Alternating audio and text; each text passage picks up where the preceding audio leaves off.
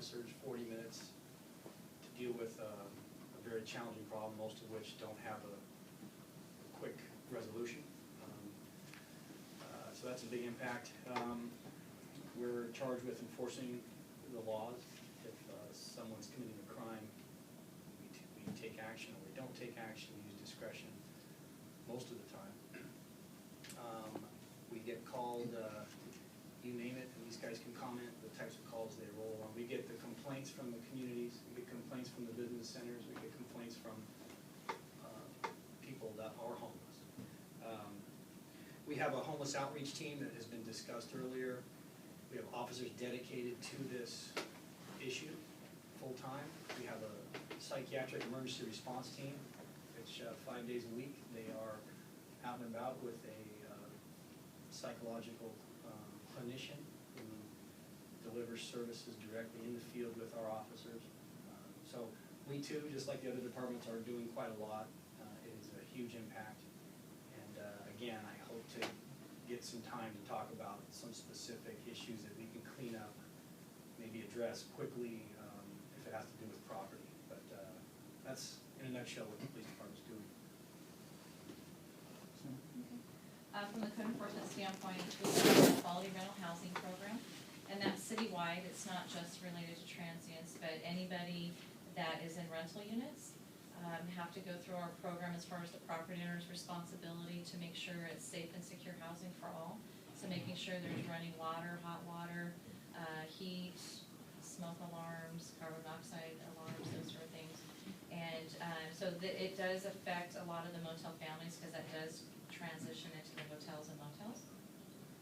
So we do respond to a lot of substandard housing issues, whether it be from the motel families, from maybe people that have visited, or some of the outreach groups here have contacted us. Fair Housing has contacted us, police, fire. If there's anything that doesn't look like there's, you know, that common sense that we all have a standard of living and it's not meeting it, they contact us and we go in and make sure the property owners provide that. It kind of eliminates the fear of being evicted by the property owner by having this program. It's a proactive program. So we come out saying we're a part of this program, so nobody's called us. So it does help a little bit on that part of it. We also partner and team up with the police department on the abandoned property. So we're mainly the lead on marking property, booking the property. All of our field personnel receive training, similar psychiatric training, mental illness training, outreach training. So our field personnel are able to identify certain needs and know who to contact if there's if a transient happens to be coming up to retrieve their property and mentioning that they need some help, they're able to know where that contact is and do that. So we do go out with the police department, CityNet, and some other outreach teams to make sure that we stay abreast on that. We also, on abandoned property for private property. So we're marking and booking property on public property, but we also field a lot of complaints of abandoned property on private property. So maybe behind a 7-Eleven, or maybe a shopping center's called in and they want us to come pick them up, and we explain to them it's their responsibility to maintain their property, just as if their weeds are overgrown. But we do explain our resources available. Sometimes they know the transient because maybe they've been there for a while. So again, we provide resources or information that maybe they can steer that transient to some housing or resources. And if so, if they are responsive, then we'll contact the homeless outreach team to go make contact. But explaining the rights of private property owners versus public property. When we first got into this, yes, no, John, please. you want to talk about the check-in some? Or do you want to do that? Well, not necessarily. I'll have you do it, but I wanted to segue on how we got there. I talked earlier about best practices, and what we did was we sent, you know, we talked to people all over the country. We sent a team of folks. I think Grace was part of a group that went to Albuquerque. Has been very successful in a number of areas there. Of course, their average rent is what, $500 a month, and ours is about $18, which makes it a little more challenging. I immersed myself in the subject for a significant amount of time before all of these efforts kicked off. Spent a lot of time at La Palma Park talking to a lot of folks, and I discovered, for those of you who've heard of a couple of workshops I've done on this subject for the council, we found that personal property was a huge issue for our homeless residents. I even tell the story of Christmas Eve, on my way to a family function, stopping by La Palma and asking people why they didn't go to the shelter. it was raining, this was a couple of years ago, it was raining and they didn't go. And they said, well, because we can't bring our stuff with us to the shelter. Well, that's pretty sad. So what's the best practice there? And we started looking around and we discovered that the city of Costa Mesa had dealt with this problem at Lions Park, which is kind of like their La Palma Park. And one of the things they did was provide an accommodation for homeless people to be able to check their stuff in and be safe and clean and dry until they come back. And so you probably have better stats than I do off the top of my head on what that's doing. But what we found was that we engaged Mercy House, which is one of our partners, and they're the people who run the shelters in Santa Ana and in Fullerton. The value added for that is in addition to checking in and checking out equipment, they also have trained counselors there that can provide referrals and support to them. Last I heard, we had about 300 unduplicated clients there. That's We're up to 400. we're up to 400 unduplicated clients, so that certainly shows a need. But that was a big issue that we could deal with pretty quickly. And it also opened the door for now someone who has appropriate training to be able to reach out to these people and offer them assistance and build trust to the point where they feel where they can bring those services to bear. The other thing we discovered while we were doing that were the number of people who were providing food in the park, and that was pretty surprising. Over 30 different organizations providing food just at La Palma, which was great. Didn't do one thing about keeping anybody off the street. You just kept them on the street for another day, which is great. But my friends there tell me that they were throwing food away because there was so much of it, and they were asking for more trash cans because they knew enough places to put the food that they were throwing away. It seemed to me like that maybe that was the next thing we could study as far as best practices. That led us to CityNet.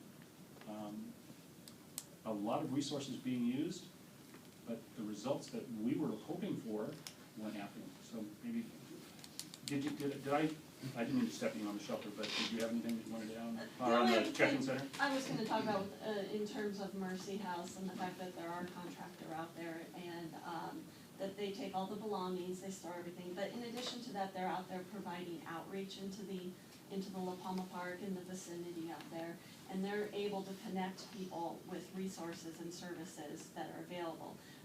They coordinate food serving, so they're, instead of having 10 groups coming to feed on Monday, they try and coordinate everybody together and have a plan. So we have Monday, these are the groups that come out Tuesday. So it's a little more even and coordinated effort there. The one thing that they do also do is weekend projects. They'll have a large outreach. We have one coming up on February 7th, where they're going to have showers of blessings come out. And they are like an RV that's outfitted with showers, so the homeless can come and take some showers. They're attempting to get a medical van that would be out there to provide some medical services as well as the food. So in addition to the daily programming and services that they provide, they try and also do these monthly activities with some of the residents. Can I also add the SoCal Day of Hope that we've been working with, a nonprofit group that's going to come in on April 18th at La Palma Park and provide a resource fair for Anaheim families, particularly those that are in the area of La Palma Park, that will have, again, food, shelter. They're actually planning on being able to give them resources to find where they can actually stay. They were talking about tents and stuff, what have you, but again, that's one of the things that they were looking at. But then also services, counseling services, mental health, on the spot that day on the 18th, and so that group also will be targeting La Palma Park and the residents in that area. Can I say something to that? Regarding all this stuff, I found working with them, we do the food, and we do, like you said, spiritual prayer and all that stuff, but the most important thing that I've seen is if we start getting them plugged in, but we don't know where those plugs are.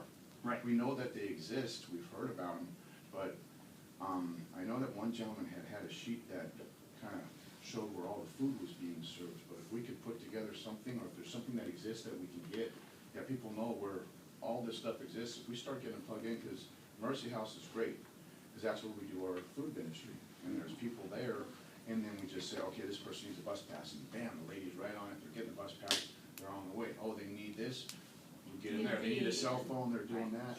And if we just lead them to where most of the time they drink, like they say, they need a horse for water, but Right. they don't always. But if we can start finding out where the plug-ins are, it's a success That's a rate. wonderful segue into our collaborative, right? Because A person who's homeless has one directive, and that's to Right. resolve the homeless issue Yeah. and get into a home behind a locked door. And in a sense, begin that healing. I've spent over 2 years living in my car, and that's a very scary place to be. I'm sure. Matter of fact, Mayor Giuliani with Central Park, and with the work that I did too, I followed with the community court in Santa Ana. They used to handle 100 or 200 cases a year, I believe, and now they're up to over 1,000. So, and I've sat in on the meetings, they're those feel-good AA meetings where somebody stands up and says, I was gonna go to jail for years, and it was all over. But the community court gave them housing, gave them a job, gave them a second chance. And now these people are standing up saying, I'm here with my wife, my family, I have a home, and that life has been, returned to the community. Yeah. Which is, You're aware that we have the same thing in Anaheim, right? We have a community court for homeless court in okay, Anaheim. well, I didn't realize there was one specifically, and I had followed one, I'd gone down into Yeah. Judge Lindley, I think she's retired recently. I didn't realize there was one I specifically. think it's at, First Christian? Yeah, Harbor and South. Oh, my attorney's handled, he's talked about cases that he's Yeah. handled there. And it's been very successful, but we don't. Not here as well. So what we Oh, found, please, thank you, that's very. what we found in looking around, the community, we started engaging these barriers to getting off the street. And again, it's great to feed somebody, it's wonderful, and it makes you feel good, and it sets a great example for others, just if you're teaching young people to have charity be part of their life. I think that's critically important. But we were very concerned that a lot of really good people were spending a lot of resources and not really getting close to solving the problem. And so once again, looking at best practices, we found CityNet. And so Brad and Matt, Yeah, so we are similar to Motel Collaborative. We're sort of a collaborative of resources that are trying to create awareness so that we can see what each other's got going, but we're also working together in the sense that we've, in the last year we moved over 250, and when I say we, it means all the collaborators through various means. We've moved over 250 individuals off the streets we bumped into on parks, outreaches with the police department, on and on and on, through various sources. Those 250 had one or two organizations, agencies, churches, some collaborative effort around each of those situations to actually get them into the road to permanent housing.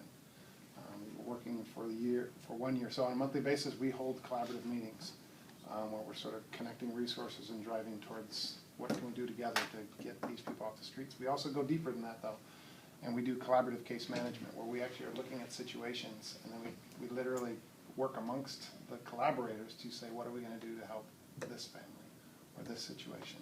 We also proactively go out in partnership with the police department. We are going out on a regular basis, weekly and monthly, to go out to places where there's situations. And so we proactively go out into the parks. For example, I've talked to our Joshua many times about whether many people are looking for help, some are not. Some are very comfortable, and which is fine. So we'll ask them, if you're not interested in getting help, do you know anybody that we could help that you may know?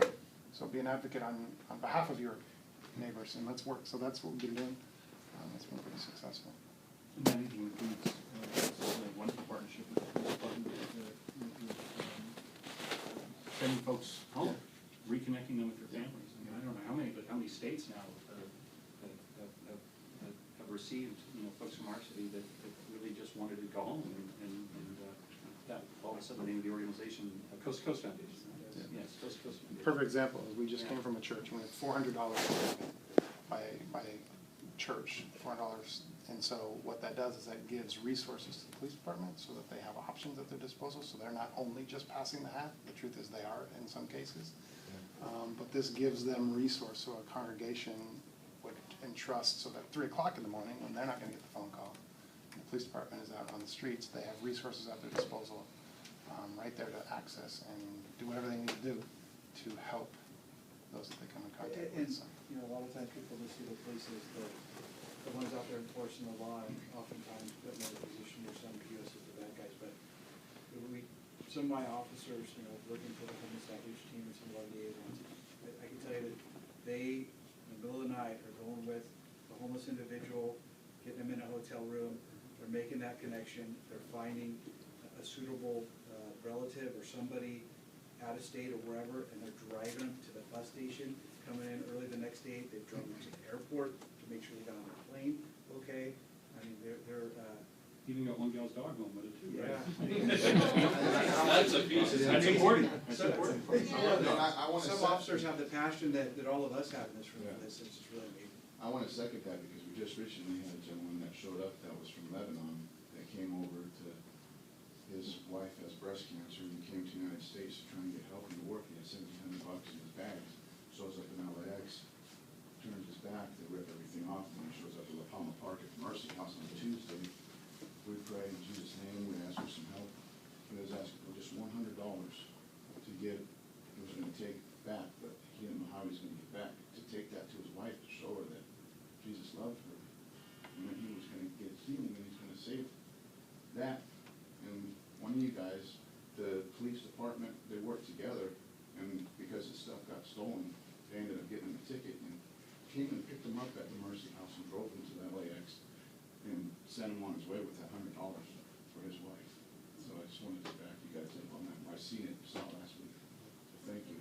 Well, there's lots and lots, it's wonderful to hear those success stories. The wonderful thing about the group that City has helped us to put together is, has brought back existing partners and collaborators that have tackled other social issues in our community. But the thing I like the best about it is that we have lots of new people that we didn't know, that we're here, and we're doing good work, but we didn't know about it, and they didn't know about us. And so the more people we have pulling in the same direction.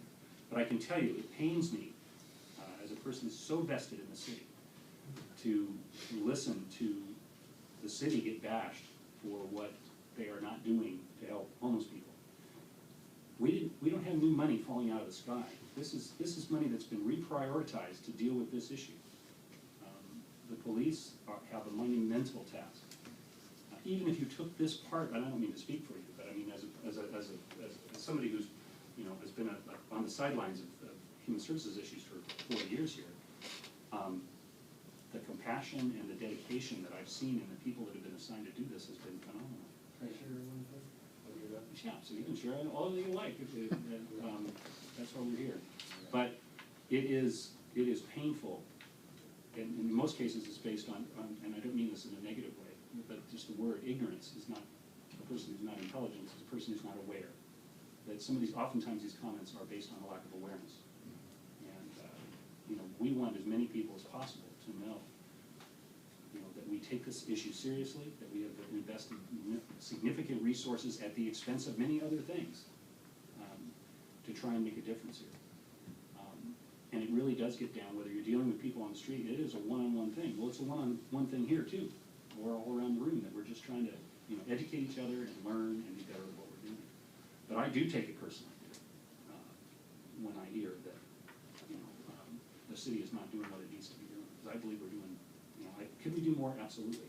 The wonderful thing about advocacy is, and I look forward to a time when I can take my talents and efforts and put them in one particular area where I can really make a significant difference. But in the work that I do, what I try and do is empower and strengthen as many other people and organizations as possible to achieve those ends. I don't have the luxury to pick one.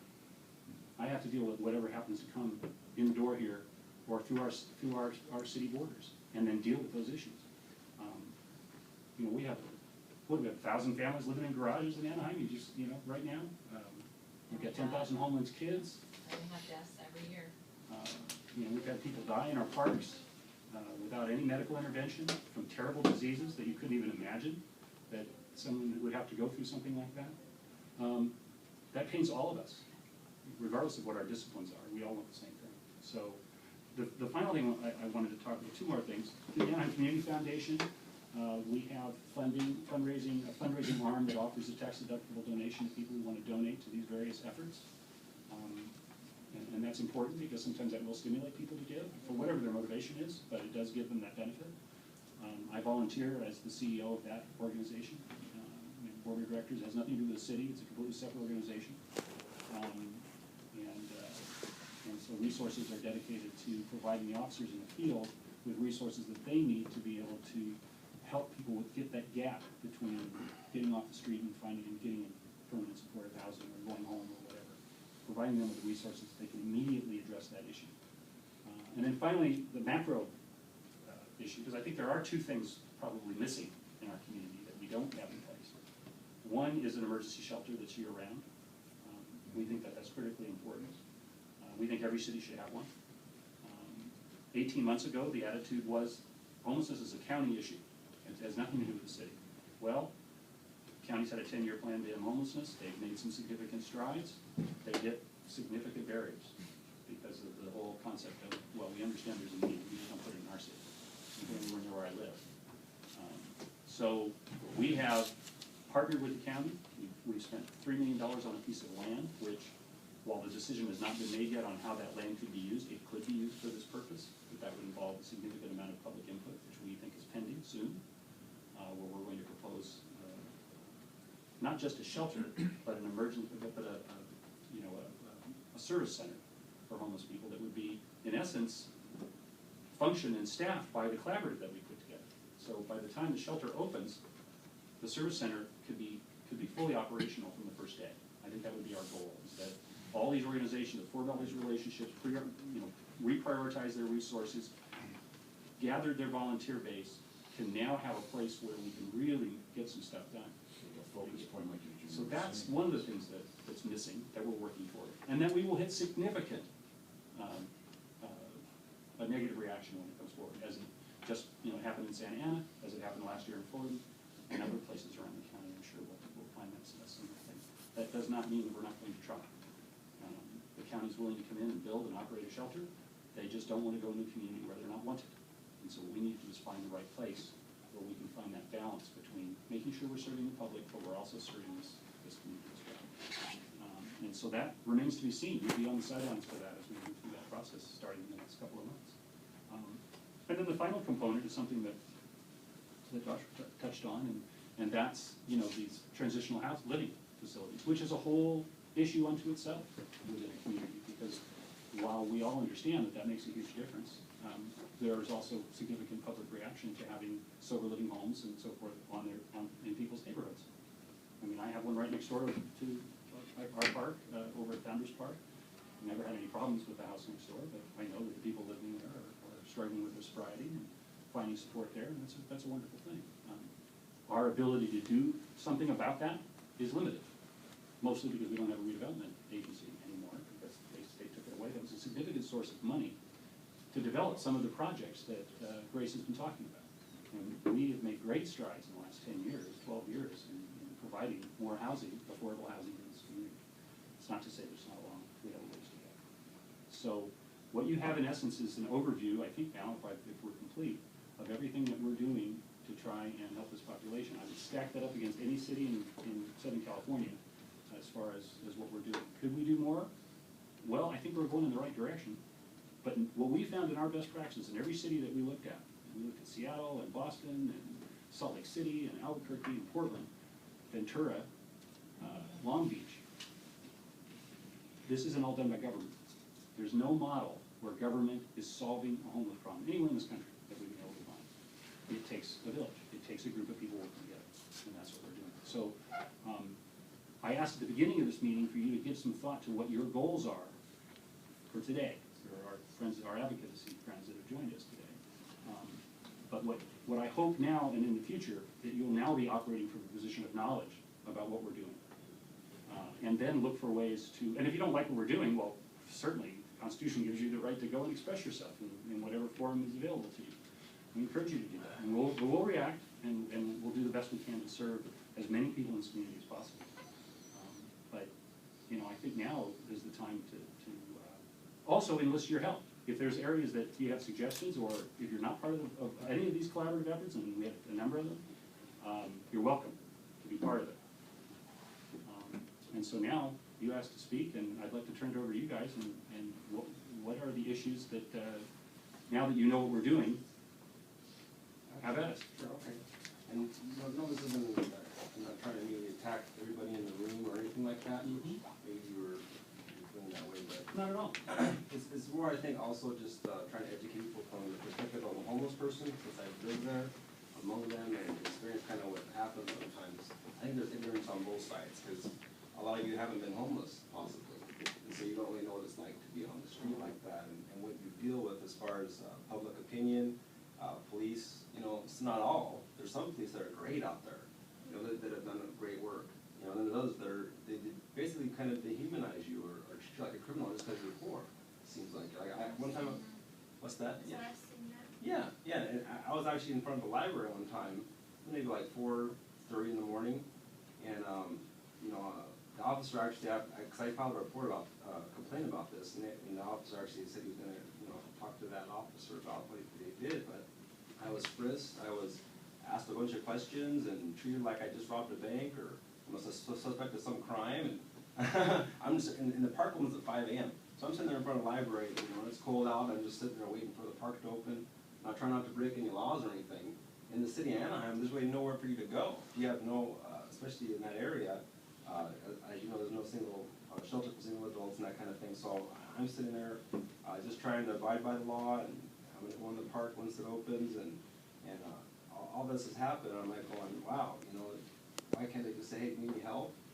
Or, you know, I mean, I'm not breaking any laws, no one called the police on me, and it seemed like they were just kind of bored at the time, and just figured, oh, let's see, you know, see if we can find something on this guy. And I wasn't doing anything wrong, you know what I mean? So it's kind of, for me, it's just something that I know that other homeless people are experiencing, that kind of thing, you know, and not all police are like that, you know, and I know that other officers that come by and been really nice. If you need something, they got Cliff Bars in their car or whatever, and they're offering that to me. And there's one officer, I think it's Officer Craig, I think his name is. You guys know who he is? Officer Craig, Scott Craig, I believe. Yeah, great. You know, he does amazing work out there. I love that guy. You know, and some of you too. You know, it's not like I kind of point the finger at every officer, but one time I was out in Maxwell Park. And the community comes out from the library, and I guess they got this flashlight day or whatever. They go out there with the residents, and they're flashing all their flashlights in the park at night. And they come to the homeless, and they're doing the same thing. And the homeless are kind of feeling like, wow, you know, for one thing, a lot of them are ashamed to be there in the first place. Now we got the community residents coming out flashing flashlights on everybody. And then the officer comes to me, I believe it was Officer Hampton's, like, if you guys don't get out of here by 10:30, you're all going to jail. I mean, is that the kind of city of kindness that we're supposed to be, you know, that's not city of kindness to me, which is supposedly what Anaheim is supposed to be about. And so me and Hampton had quite a talk about that, and I just was like, what if, we all know the law here, you don't have to be, you know, coming at us like that. And another time I was in the park, an officer rolled up and said, and I had this on video, you know, comes up and says to the homeless people, you guys, you know what, she was actually asking what time it was, and to the officer in a polite way, and the officer was like, it's time for you to leave. And it's like 7 p.m. in the park, you know, where are they supposed to go? You know what I mean? And they have a right to be there. So, and these are just certain officers, and it's not like all of them are like that, but I'm just saying that there's I think part of it is possibly a dehumanizing of some of the homeless. Sometimes I think sometimes some of the officers are like, well, they're all the same, they're all drug addicts, they're all this, we gotta hammer them, we gotta get them out of here.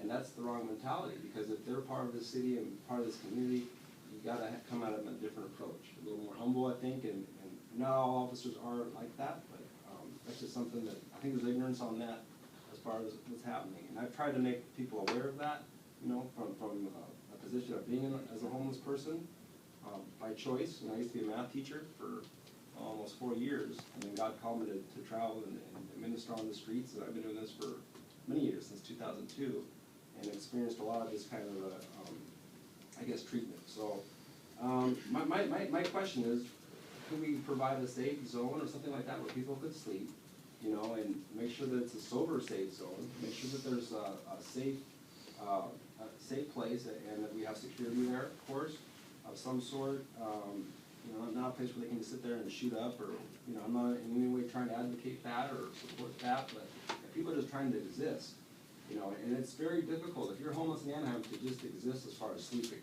If you go to a park, you're gonna get a ticket. If you go outside of a park, they're gonna call the police on you and be like, hey, you can't be here in this business or whatever. And where else you gonna go? You gotta go to some other private property that hopefully they're not gonna call the police on you, you know? And then there's people sleeping in cars, and I got a friend of mine that he was actually frisked, and he's just trying to, you know, be out of the way and sleep on this car on the sidewalk, and he pulled over to the side, and he's just trying to get some rest, and he gets frisked and pulled out of his car, and it's like, it just does a constant attack, you know, on people that are just trying to exist at night. You know, and they can't just disappear from, 10:30 to 5 or 6 a.m. when the park reopens, you know? They have to have somewhere to go. You know, it's just a real simple solution, and that's what they did in the city of Miami. The case was Ponder versus City of Miami, but they actually created safe zones. They did a class action lawsuit, the ACLU versus, you know, the City of Miami, and it was that case Ponder versus City of Miami. But anyways, they won, and they ended up creating safe zones for the homeless to sleep. And it was quoted that you cannot be, you know, harassing or ticketing for quote unquote life-sustaining activities, whether it be brushing your teeth or going to sleep in a public space. Yeah, that kind of stuff. And you see that in other cities right now, where they're trying to criminalize people for feeding the homeless and that kind of stuff. So I'm hoping that Anaheim can kind of be on the front of actually creating a more progressive city that kind of intervenes in the situation versus, you know, just attacks people that are poor. I mean, I don't see why you can't come up with a couple parking lots, you know, and at least let people sleep there, because they're gonna sleep somewhere.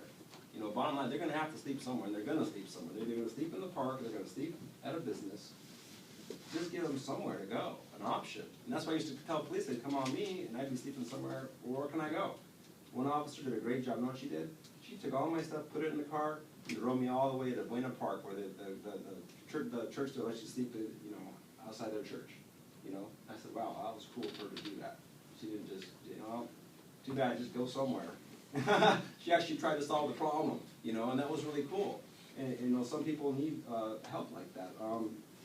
Another officer, I was actually in a private area because we can't sleep in the park, so we were sleeping outside in the private area. And he says, well, I asked him, can we sleep in the park? I mean, he's like, yeah, go ahead. You know, I know it's against the law, and you know, you probably frown on that maybe, but at least he gave an option. And then no one got hurt, you know, no property was damaged. We slept in the park, we had peace that night, and actually right now they're trying to get this California Homeless Bill of Rights passed, where it will be legal to sleep in public spaces, including parks.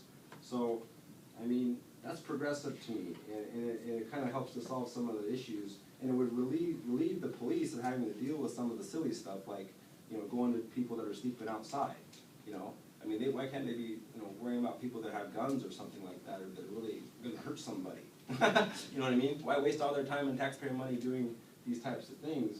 And I think that maybe a little tweaking some of the laws might help to bring a relief to the police and what they have to do. And maybe not all the residents will be happy with the changes, but you're going to have to pay either way. You either have to pay with taxpayer money through, you know, having the police do all this stuff, through hospital visits, because, you know, people are getting sick out there and they can't stay healthy because they're getting shoved around everywhere and losing all their stuff all the time. You know, there's going to be hospital bills, there's going to be police money spent, you know, or create a safe area for them to sleep, and then pool the resources in there, kind of like an interim until you get that shelter going. Because right now, you know, there's no shelter. So I mean, I really am encouraging something to be created in the interim until that shelter arrives. And that would help, I think, would help some of this 5,000 calls per month. If Exactly. the calls could be, then the area could be focused in one area. Yeah. You know, so you guys aren't running around all over tarnations answering all these calls on, you know, that pop up because they have nowhere to go. Yeah. They're focused, and the call's gonna be to the same place. Exactly. You know, I don't know Maybe- exactly, but, you know. When I checked around, the holidays was really cold, or about 3 weeks ago. The Armory in Fullerton, as far as I know, hasn't ran out of bed space. Maybe someone correct me if I'm wrong. I don't think they've ever, that I know yet, turned people away because they've been overbooked, so. Well, there the is Mercy still- House representative said that at our last meeting, which was last Wednesday, said we have not turned anyone Yeah. away from the shelter I since didn't we think so. opened. So there is a place that exists, Yeah. and there's transportation from Palma Park. There you go. There is an issue, if they weren't able to check in their stuff, I've talked to a lot of homeless too, I don't wanna lose my stuff, there's no one I really trust to leave it with. Exactly. Sometimes leave with a friend, hey, I'm gonna go to the armory, will you watch my stuff? I said, hey, I don't have a friend that I trust it with, so I'm not gonna go. I mean, that's an issue that, you're right, but the armory, we need to really encourage people until, because this, even if this works, it's not gonna get worked out right now, to go, especially while it's cold, to get in somewhere safe. Yeah, well, yeah, like with the army, I've talked to some other people, and one of the reasons they don't wanna go there is because it's so far from, you know, what they wanna do, or what they're doing, as far as maybe they got family ties closer to this area, like maybe by Maxwell Park or whatever. They don't wanna, like, lose their things, also they're worried about that, as far as going back and forth. We're shooting to another city, we're talking about Anaheim. Yeah. It's Anaheim. Yeah, but the bus brings it back real Yeah. early in the morning though, it is And early they- in the morning. That's not an issue. Supporting that shelter for Yeah. a couple of decades, so this isn't The anything new, Mercy it's House, just the Mercy needs House to be year-round. representatives are here?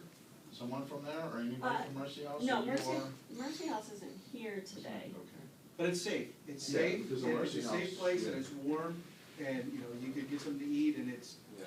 there may be a little bit of inconvenience, but it's a safe place. Yeah, the problem is transportation. A lot of them don't have bus passes. It'd be great if there was a bus that would take people from Maxwell Park there, you know, because, you know, a lot of them don't have bus passes to go all the way there and back and all that. And that's the other thing, like you said, yeah, it's, everything is harder when you're on the streets. Yeah. I mean, just to get one thing done, even if you have to go to It's a city, do full-time, it. being homeless is a full-time job. Just Yeah. trying to Like do looking for a anything job that is a normally full-time people job, would, just to being- brush your teeth is Yeah, ridiculous, just to try Yeah. and find a place to spit your, yeah. the white, you know, Mhm. everything's harder. Yeah, and one suggestion I had too is if we could get a bus shuttle for them to get showers at the Salvation Army, because I know that the Salvation Army provides showers, but how they can get down there, especially from Maxwell Park, or Trial Reed, let's say, you know, and that's another issue. One of the main issues as far as, you have this resources in various areas, or maybe even outside the city, but do they have transportation there, and is it very efficient? And a lot of times they don't have a bus pass, or there's no, you know, there's no shuttle bus, unless you're right there next to it, like, whether it be in Holland Park or. And even a bus pass, when you got a shopping cart full of stuff. Yeah, you got a that shopping too, cart full yeah. of bus pass, I mean. Yeah, it's really, Well, look, we're working with a couple other units in our police department to come up with a homeless incentive reward program, okay? So, I don't know what it's gonna look like, but the gist is, we catch you doing something good, we catch you wearing your safety equipment while you're riding your bike, we catch you crossing the street using the crosswalk and not jaywalking, we catch you in a park not drinking and not using drugs.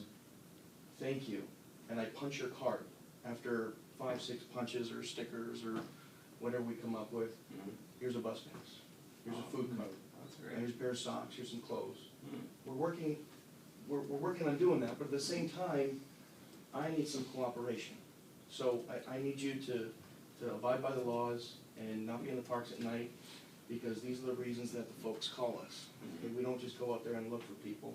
I got a lot better things to do than write an infraction ticket at 2:30 in the morning at a park. So we're complaint driven, we're out there because the community is asking us to be out there. Okay? So we're devising an incentive program to do just that.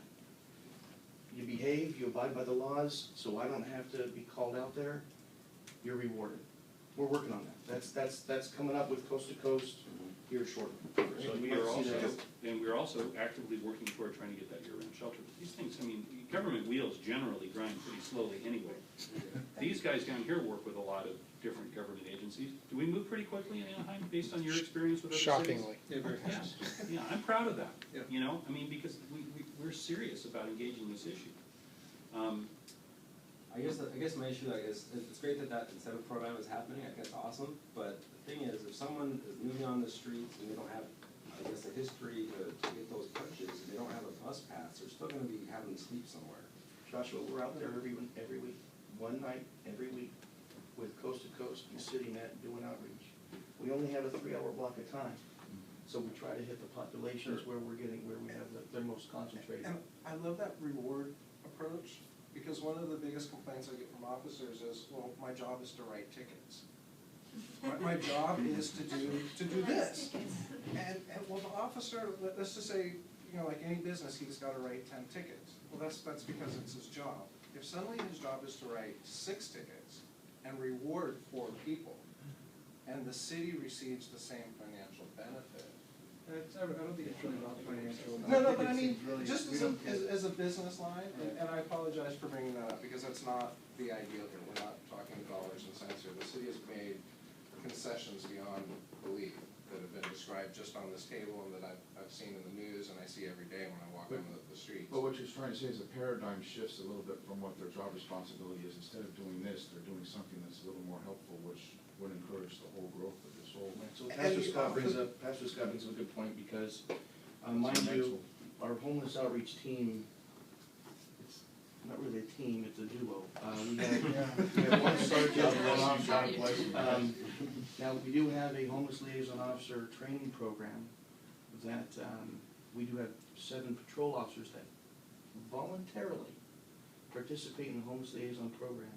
They get nothing out of it. There's no raise, there's no hazard pay, there's no incentive, no extra day off. But so during their patrol shifts, they, when they have time, they go out and try to engage with homeless folks and see how they can help. We've developed homeless liaison officer travel kits, if you will. So they can check them out, take them to the field with them, socks, hygiene kits, bus passes, food cards. So when they come across these folks, again, time and staffing permit, these things are disseminated. We have a log with hundreds of entries of things that are being distributed. But we only have 7 of those officers. We have a training class hopefully next month, well, we're gonna bring on another dozen.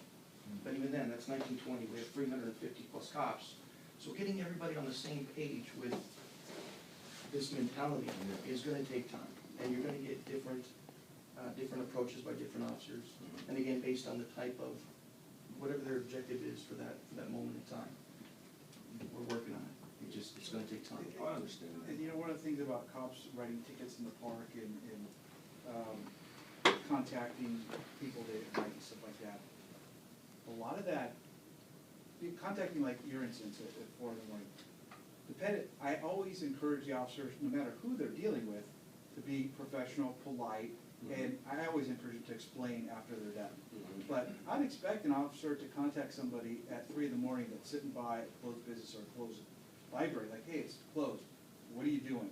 You know what I mean, like, what's going on? It doesn't necessarily need to be derogatory, like, hey, how you doing, our library's closed, you know, instead of driving away and like the guy's waiting to case somebody up, get out of your car and talk to him. You know, so we encourage that. But in regards to writing tickets and stuff at the park, I just share this with you real quick because this is one I just got yesterday. But besides people just calling the police, residents write letters to the chief, to the mayor, to the council, complaining about the homeless issue. And this was one I just got yesterday, to the mayor, and it was made its way to me. The whole neighborhood, and it's desperate plea for help, and there's a whole lot like this. The whole neighborhood facing, my name is whatever, I live here. The whole neighborhood is facing the Twilery Park. I'm writing you a desperate plea for help, the homeless situation I've been having to deal with for 2 years. Lately, it's gotten really bad. There are homeless and transients sleeping inside vans and SUVs and under trees, laying out their belongings next to the sidewalk across the street from my house. Every morning, I open my garage door, sending my child to school. Twilery is the park across the street. We would see homeless people urinate next to the sidewalk right in front of my children. If this is your neighborhood, right in front of your house, what would you do? I call the police every day, and they couldn't do anything about it. Please come visit the park and witness it for yourself. We, the people living in the neighborhood, need your help. Please help. You know, so, and this one's pretty mellow, but people are also, when the officers are going to the park at night to write a ticket, they're responding a lot of times to these things they get. You know, it's not necessarily like, hey, I got nothing to do, so I'm gonna go write a homeless person a ticket. It's far more complex than that. Yeah, and the thing is, that, again, part of the homeless bill of rights is that they would have access to bathrooms 24/7. And that's a lot of times why you see people out there pooping or peeing or, you know, and not that I say that, you know, some of the things that the homeless do, of course, I'm not an advocate for. You know, a lot of them are out there addicted to stuff. You know, I'm not here to say, well, we should allow that.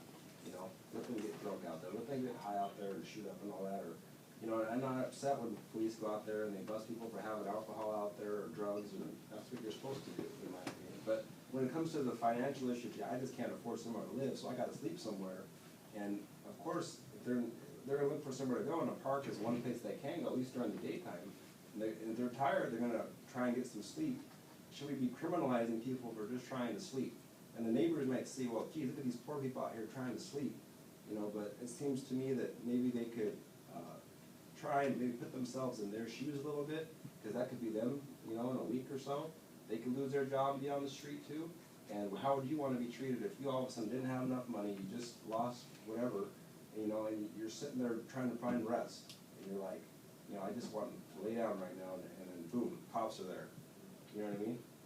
But again, keep in mind, as I said earlier, A lot of these are, we do not have the luxury of being able to ignore the law, and to ignore our residents. We cannot just say, hey, that could be you, because I get it, I understand where you're coming from. But, you know, the things that I see when I'm out in the public, when I'm talking to community meetings, and I'm hearing the voices of these people, you know, who have every right to be, you know, she's sending her little girl to school. I got that same message. Sending her girl to school that morning. There's two sets of restrooms at Reed Park. They're all open, yep. clean, and stocked by that time every day. Oh. There's absolutely no reason why anybody has to take a leak or a dump in water. I'm not justifying that. And I know you're not, but what I'm saying is it's difficult when you're talking to these parents to get them to understand that, just like we're trying to tell you, that it takes time to affect change. We believe that getting people indoors is the solution. That's the model, and that's where we're putting our efforts. That's the And nationwide I model. think it's important to understand, sometimes ticketing actually helps them get off the street. Because we run into a lot of them that have social security checks, and they go drink it up, or they booze it up, or they get their drugs. And so they are absolutely choosing to violate the law. And so by ticketing, we've witnessed in our outreach program, someone come up and go, I'm tired of getting tickets, I will go home to my brother. And so it's educating, and we are putting ourselves and getting to know a lot of them just through the weekly outreach, where we know this is Joe, we know Joe has social security checks that he gets, and we know Joe's addicted to this drug, and we know Joe likes to go this place, this place, this place. And so as we build that trust and relationship with them, we start letting them know, these are your choices, this is what your alternatives are, and when they choose the wrong one, there's a consequence for it. So a lot of times ticketing actually helps them get off the street. Especially if they're going to the homeless court. So even Yeah, though the some people may community be, court and stuff, even though they some were- people may be complaining about the ticketing, it does have an influence on what their decisions are gonna be. Because you have transients that don't wanna be homeless and need help and want help.